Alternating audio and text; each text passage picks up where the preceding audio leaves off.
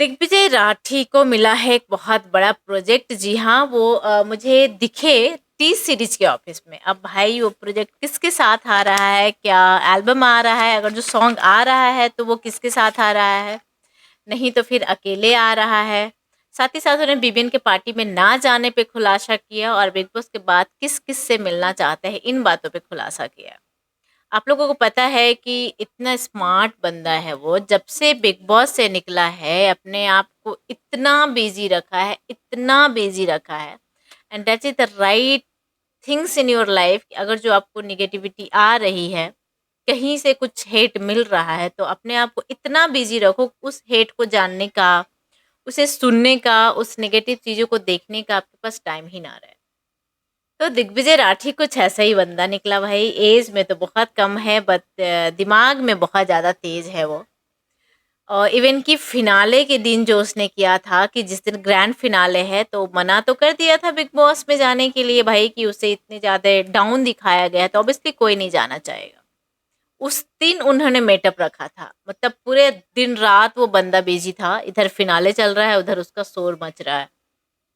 तो मुझे लगता है कुछ ऑडियंस को तो वो दिग्विजय लेकर चला गया था बिग बॉस से। अब जब ग्रैंड फिनाले फिनिश हो गया है और उनके वन ऑफ द फेवरेट भाई करणवीर मेहरा जब विनर बन गए हैं, तो दिग्विजय राठी अब सामने आ रहे हैं।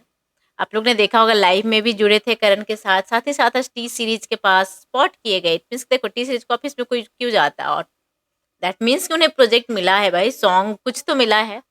Then he spot there only.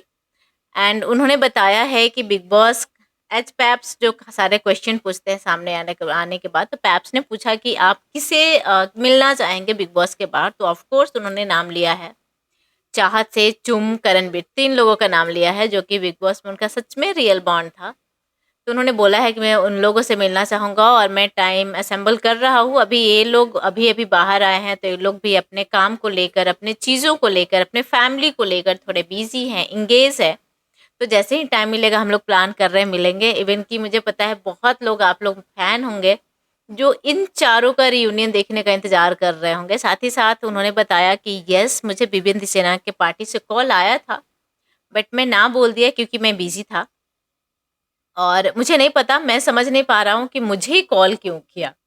अब देखो, इन बातों पे भी सही है बात भाई, जब मैं घर में था, सामने था, तब तो मैं बड़ा दुश्मन था।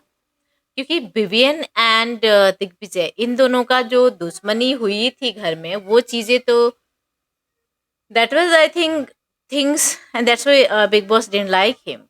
बिकॉज उन्होंने उनके लाडला को ही टारगेट कर दिया था, उनके लाडला को ही लड़े जा रहे थे, उन्हें ही डाउन दिखाए जा रहे थे। This is one of the biggest point कि बिग बॉस ने उन्हें नहीं समझने की कोशिश की और उन्हें डाउन दिखाने में लग गए। तो दिग्विजय का डिक्शन ऐसा ही है कि भाई मुझे पता नहीं चला कि मुझे कैसे कॉल आ गया, मुझे कैसे इनविटेशन आ गया, पर मैं मना कर दिया क्योंकि मैं बिजी था।